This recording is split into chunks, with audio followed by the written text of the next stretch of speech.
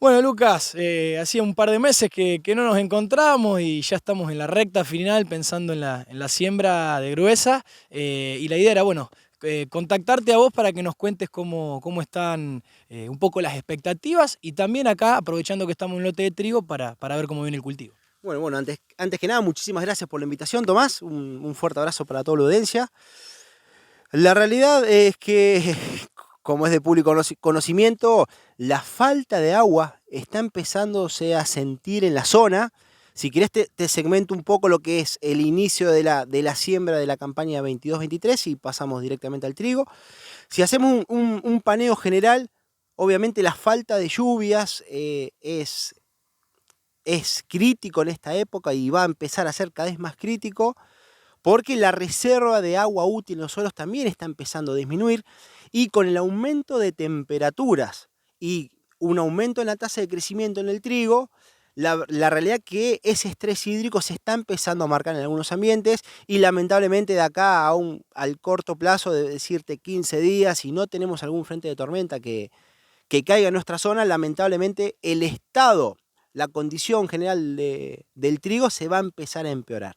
Al día de hoy la realidad es que los trigos están de buenos a muy buenos, eh, quizás haciendo una segmentación en aquellos productores que utilizaron la dosis de nitrógeno completa al inicio de la siembra, a que esos son los lotes y los ambientes que están un poco en mejores condiciones, porque aquellos que participaron la dosis esperando alguna lluvia para aportar el 50% de N restante, la realidad es que no tuvimos pronóstico de lluvia, no se confirmó ninguno, por lo tanto aquellos lotes que fueron fertilizados, lamentablemente ese nitrógeno no está aprovechable al día de hoy. En cuanto a la condición sanitaria, la realidad es que al momento no hay presión de enfermedades, ni tanto del complejo de rollas ni del complejo de manchas. Hay algún manchoneo, valga la redundancia, de mancha amarilla o de septoria, pero al día de hoy los umbrales están por debajo del daño económico. Si nos metemos de lleno en la campaña gruesa 22-23, si ponemos una fecha normal, 15 de septiembre, la realidad es que hoy el productor junto con sus asesores deberían estar tomando la decisión, una evaluación lote a lote, cuál va a ser la fecha de siembra. Si me dejás, Tomás, te hago una pequeña revisión bibliográfica de un trabajo muy interesante de la UNR, liderado por Lucas Borrás, donde en una serie de datos en el sur, centro y norte de Santa Fe, ellos trataron de darle una incidencia a distintas variables para determinar si lo más conveniente es la fecha temprano o la fecha tardía de maíz. La realidad es que si me preguntan rápido y según este estudio, la principal variable que te define la performance de un maíz temprano o tardío digo fechas desde el 1 de septiembre hasta del 1 de diciembre al 20 de diciembre, ahí la variable crítica es la profundidad napa. Y hoy la realidad es que si evaluamos la profundidad napa en la mayor parte de nuestros lotes de la zona, está por debajo de los 3,50 m. Por lo tanto, no es útil para el cultivo de maíz.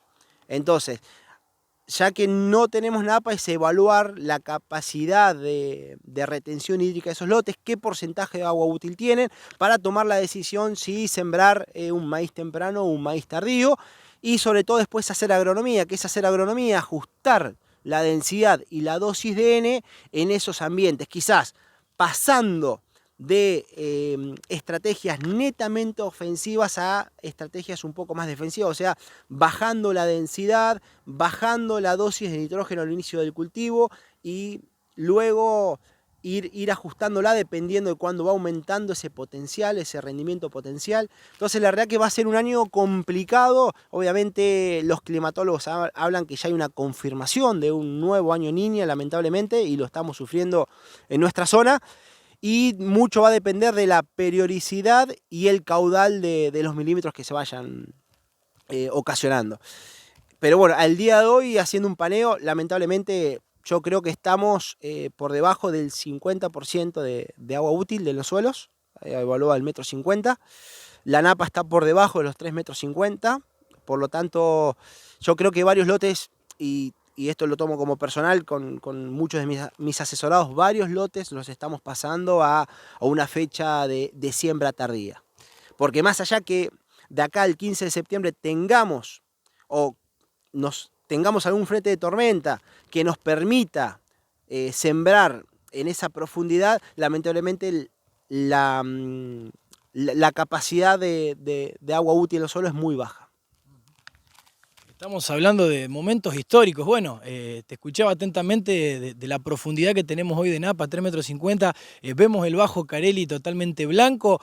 Incluso en estos días, gente caminando por allí, viendo algo que no es muy común para nosotros, por citar un ejemplo, ¿no es cierto? Claro, a diferencia de los 2 años antecesores, donde también sufrimos año Niña, pero bueno, teníamos la Napa a 1,80 metros, 2 metros, en algunos casos 1,50 metros, y sobre todo esos frentes de tormenta que se llevaron a cabo a fines de diciembre, principio de enero, que justo cayó en el periodo crítico de la fecha temprana de maíz, y eso es lo que nos trajo los buenos rendimientos en las últimas 2 campañas. Pero bueno, al día de hoy, al inicio de la campaña 22-23, esa Napa lamentablemente no la tenemos presente.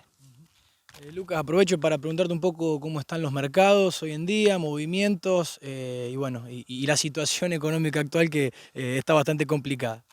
Bueno, siendo un poquito a la parte de mercados, aquel que sigue a diario los mercados, la realidad es que no es apto para cardíacos. Vemos aumentos de $20 en un día, el otro día te cae 15, te cae 10.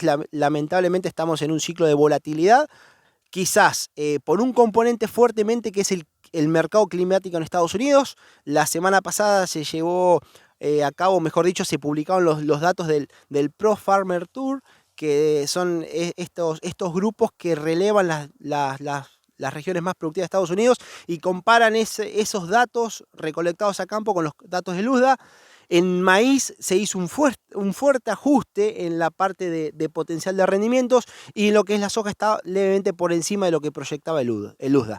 Así que eso quizás es uno de los fundamentals, pero después esta coyuntura político-económica a nivel mundial, o sea, voy a ser reiterativo con algunas cosas.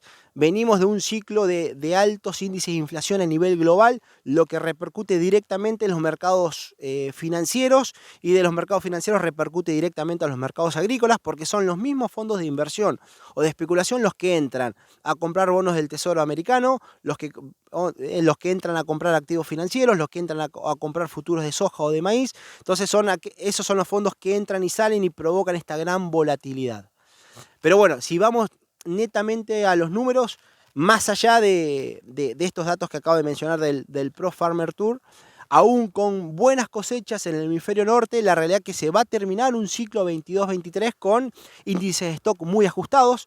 Aquellos índices de stock por debajo de 10 puntos del 10% empiezan a sonar la alarma, y la realidad es que las proyecciones que muestra hoy el Luzda es que tanto para maíz como para soja de la campaña 22-23 van a llegar con relaciones stock-consumo debajo de los 9 puntos o los 8 puntos. Por lo tanto, ya de por sí son valores que están llamando la atención en los mercados agrícolas, y todo muestra que las cotizaciones es un componente fuertemente alcista, esto que acabo de mencionar, pero bueno, al tener la otra variable de los fondos especulativos y los mercados financieros, la realidad que son estos los fondos que te hacen esta gran volatilidad en los mercados. Lucas, bueno, por último, consultarte, formás parte de APRESID. A principio de mes se ha llevado el gran congreso que convoca a tanta gente, a tantos profesionales en la ciudad de Rosario. Bueno, danos un breve pantallazo de tu experiencia personal, de cómo lo has vivido y cómo fue. Sí, la realidad que fue un momento de alegría plena después de estar 2 años sin poderse concretar el Congreso de APRESID. Recordemos que en el año 2020 fue netamente virtual. En el año 2021 los moderadores y muchos disertantes estaban de manera presencial, pero la audiencia estaba de manera virtual. Y la realidad que este año se llevó un formato híbrido. Pero bueno, entiendo, no tengo el número exacto, pero la mayoría fue de manera presencial, porque más allá de la parte técnica del Congreso es mucho el networking que te generan los pasillos, reencontrarte con colegas. Específicamente hay colegas que yo los veo una vez por año en el Congreso APRESID. Y las temáticas, el lema de este año del Congreso APRESID fue a suelo abierto. Fue una revisión ardua sobre las distintas variables de salud de los suelos. Y la verdad que nos llevamos muchas experiencias, muchos conocimientos de disertantes de primer nivel, tanto a nivel nacional como a nivel internacional. Pero me gusta hacer énfasis en eso, que quizás es lo más rico, el networking, encontrarse con colegas, poner varios conceptos en común, ya sea de las charlas o de la vida profesional. Y bueno, la verdad que no tengo el número exacto, pero hablaban algo más de 6.000, 7.000 personas asistentes en el Congreso. La realidad es que yo me llevé una sorpresa el día jueves, llegué a las 9 menos 10 al Congreso y ya el parking del Alto Rosario estaba cerrado, por lo tanto todos los vehículos tenían que estar estacionados afuera y la verdad que eso yo nunca lo he vivido.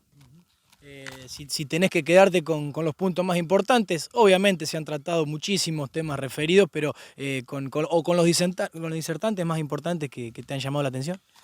Sí, quizás, si bien es un tema reiterativo, pero no menos importante, o sea, mirar al sector agro de manera sistémica, con esta mirada holística, o sea, de mirar la agricultura como un sistema y no como cultivos extensivos de manera unitaria, o sea, porque nosotros cuando manejamos los sistemas agrícolas no dejan de ser agroecosistemas, por lo tanto, un agroecosistema, con la diferencia con un ecosistema desde el punto de vista ecológico, es la intervención del hombre administrando los recursos ya sea de entrada como los recursos de salida. Entonces, tratar de tener equilibrado este sistema, o sea, que las entradas, los flujos de energía entrante y los flujos de energía saliente sean los mismos para que este sistema esté en equilibrio. Y pasándolo a números, un ejemplo, si me llevo 150 kilos de N en el producto cosechado, no tengo que reponer menos de 150. Pero bueno, eso es algo muy básico y disminuir el sistema al mínimo. Pero bueno, ese es el concepto, ¿no? Manejar los agroecosistemas como lo que son ecosistemas administrados por el hombre. Lucas, has sido muy amable, como siempre nos destinás tu tiempo y es muy valioso para nosotros. Nos vemos pronto, seguramente en algún lote apenas comience todo este trabajo de siembra que estamos esperando. Después de que llueva volveremos a hablar, Tomás. Bueno, un fuerte abrazo para vos y para toda la audiencia.